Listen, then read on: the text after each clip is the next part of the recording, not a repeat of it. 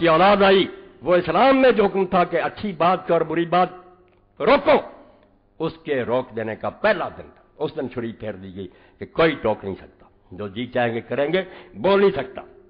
نہ صرف یہ کہ انہوں نے اسلام کی جمہوریت کو غارت کر کے اس کی جگہ شخصی حکومت کی بنیاد ڈالی، جو یقیناً اعتقاد قرآن کی روح سے کفر جلی ہے۔ ان ملاؤں کو کون سمجھائے؟ وہ کہتا ہے جب جمہوری حکومت ختم ہوگی اور شخصی حکومت بن گئی کہ میرا راج اور بعد میں جس کو چاہوں گا دوں گا نا۔ عبد الملک ورید کو دے گیا، سلیمان بیٹے کو دے گیا، مگر ورید کی نیت خراب ہوگی، اس نے چاہا میں باپ کی وصیت ختم کر دوں، یعنی تماشا بن گیا اسلامی حکومت۔ مسلمان بس دیکھتے ہیں کون آ رہا، بول نہیں کچھ سکتا کیا ہو رہا۔ ورید کا چیچا اپنے بیٹے کو دے دوں، اور یہ جرنیل جو تھے حجاج بن یوسف اور محمد بن قاسم قتیبہ میں، یہ بھی ساتھ ہوگا۔ انہوں نے کہا ٹھیک ہے، ورید ٹھیک کہتا، اس کے بیٹے کے سامنے ہو جائیں گے، جدھر رخ دیکھتے ہیں بادشاہ کو ادھر ہو جاتے ہیں نا۔ سلیمان کو پتہ چل گیا، اس نے کہا میں نہیں یہ وصیت بدلنے دوں گا۔ خیر ورید مر گیا، سلیمان آ گیا، اس نے بیٹھتے ہی حجاج کو بھی مطلب کیا، جائیداد ضبط کی، برے حال میں مارا، محمد بن قاسم کو گھوڑے کے پیچھے باندھ کر مارا کہ تم میری وصیت ختم کرنا چاہتے۔ یہ اسلامی حکومت سے یہ تماشے بنے۔ پھر قتیبہ بن مسلم مرا، موسیٰ بن نصیر گلیوں میں دھکے کھاتا، سارے جرنیل اس نے مطلب کر کے برے حال میں انہیں مارا۔ تو یہ حکومت تماشا بنا دی مسلمانوں کی، مسلمان نہیں بول سکتے، ان کا کوئی دخل نہیں، ہم کوئی زبردستی بیٹھ جائیں کس کو دیتے جائیں۔ تو مولانا لکھتے ہیں یہ قرآن کی اسے کفر جلی ہے، چھوٹا کفر نہیں، ننگا کفر ہے کہ ایک انسان بادشاہ بن جائے۔ بلکہ سب سے بڑا ظلم یہ کیا کہ اظہار حق اور امر بالمعروف کی قوت کو تلوار کے زور سے دبا دینا چاہا۔ پچھلوں نے نہیں، معاویہ نے، جاؤ صحابہ کے حالات دیکھو، کسی غریب نے کہا اسی کا حاکم حکم ابن عمر غفاری خود کمانڈر بنا کر بھیجا، مال غنیمت لکھا کہ سونا چاندی نکال کر مجھے دے در، باقی قرآن کے مطابق تسلیم کرو۔ زیاد نے یہ خط لکھا، اس نے کہا نہیں، امیر المومنین کے خط سے پہلے اللہ کی کتاب ہے، پائی پائی تقسیم ہوگی جیسے قرآن کہتا۔ اور سزا کیا ملی پھر اس کو؟ اسی وقت معطل کر کے گیڑیاں لگائیں اور وہ جیل میں پڑا، صحابی رسول۔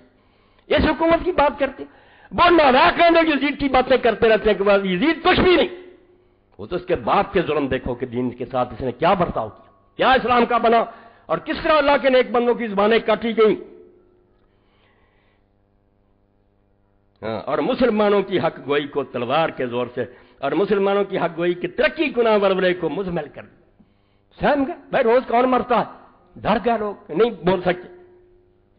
تاہم چونکہ عہد نبوت کا فیضان روحانی اور تعلیم قرآن کا اثر ابھی بالکل تازہ تھا، حضور کا اثر اتنی جلدی تو نہیں دور ہو سکتا، ابھی لوگ تھے، اس لیے اگرچہ طرح طرح کی بدعات اور محدثات و معاصی کا بازار گرم ہو گیا تھا۔ یہ تمہارے اہل حدیثوں کے امام الہند لکھ رہے ہیں کہ بدعتوں کا بازار گرم تھا اور گناہ کی ریل پیل تھی، لیکن پھر بھی امر بالمعروف کی آواز کی گرج کوفہ و دمشق کے ایوان و محل کو لرزا دیتی۔ کبھی کبھی کوئی نکل آتا تھا دیوانہ جو محل میں جا کر اعلان کر دیتا تھا کہ بے شک اس کا سر کاٹ دیا جاتا، مگر نکلتے رہ گئے۔ یہ میں نے پڑھا ایک لمبا، مگر اس میں تھوڑا سا پڑھ دیا۔ اب دوسری بدعت کا لکھتے ہیں، کہتے ہیں ذکر نہ کرو، اور انہوں نے کیے کام ہم صرف بیان نہ کریں۔ ستیہ ناش کیا دین کا، امیر المومنین علی جیسا آدمی، رسول اللہ کا داماد، خلیفہ راشد، اور رسول اللہ کے ساتھ ایسے جیسے موسیٰ کے ممبروں پر کہ جمعے کے خطبے میں بھی دوسرے حصے میں رکھ دیا کہ جہاں خطیب اور باتیں کہے، یہ بھی کہے کہ لعن اللہ علی والا محبی، علی اور اس پر محبت رکھنے والوں پر لعن۔ جاؤ پوچھو ام سلمہ رضی اللہ عنہا سے، رسول اللہ کی بیوی سے، گیا ایک آدمی، انہوں نے کہا تمہارے سامنے ممبر رسول پر حضور کو گالیاں دی جاتی ہیں، حدیث۔ انہوں نے کہا ماں کون گالی دے سکتا؟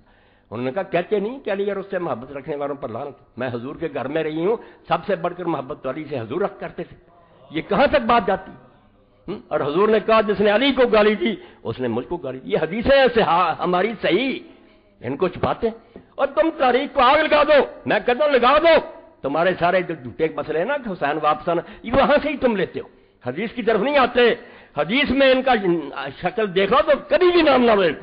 تو پھر فرماتے ہیں ان لوگوں نے بنی امیہ کا سب سے بڑا ظلم جو انہوں نے اسلام پر کیا یہ تھا کہ خلافت راشدہ اسلامیہ کو، جس کی بنا اجماع و مشورہ مسلمین پر تھی، کوئی نہیں بیٹھ سکتا جب کوئی مسلمان اپنی مرضی سے نہ چنے، اور یہ بھی کوئی بیعت کا طریقہ نہیں کہ باپ تخت پر بیٹھ جائے، بیعت لے لی، یہ تو لیتے ہیں لوگ ریفرنڈم کہتے ہیں، یہ بیعت ہوتی ہے؟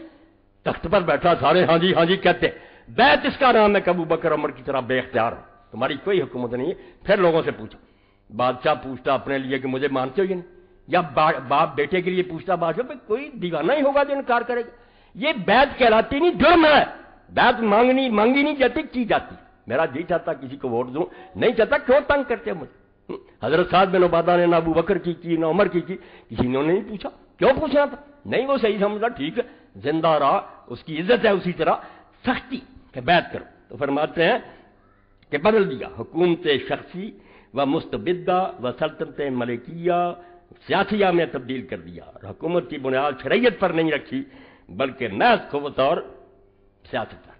قرآن حدیث سے نہیں پوچھا جائے گا، ہاں اپنی پاور سے کریں، ٹھیک ہے، قرآن کی کچھ باتیں مانتے تھے وہ مہربانی سے ان کی، جیسے آپ بھی مان لیتے، جو ان کو فائدہ مند ہو وہ اس کا نہیں انکار کرتے۔ یہ حکمران جو نقصان پہنچائے کہ یہ بے حیائی نہیں ہونی چاہیے، پردہ کرو، یہ کیوں تم موسیقی نہیں چھوڑو، اتحاد کی ضرورت ہے، تو بھائی ہمیشہ ایسے کرتے۔ قرآن حاکم نہیں رہتا، بیچارہ کھڑا ہے سائل، جو اس کی بات مان لے، جس کو چاہے رد کر دیں۔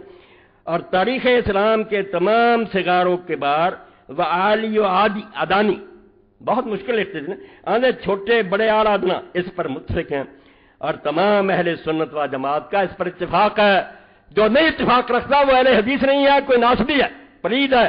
اہل سنت کا اس پر اتفاق ہے کہ یہ ایک سخت بدعت تھی، اور مطابق ارشاد سعد کو مسلوق علیہ السلام خود حضور کے فرمان کے مطابق ملک کے عزوز کا آغاز تھا، ظالم بادشاہی کا آغاز تھا حضرت معاویہ سے، کیونکہ آپ نے کیا دیا تھا، خلافت میرے بعد 30 سال ہے، پھر ملک کے عزوز ہے، نبی کو نہ جھٹلاؤ۔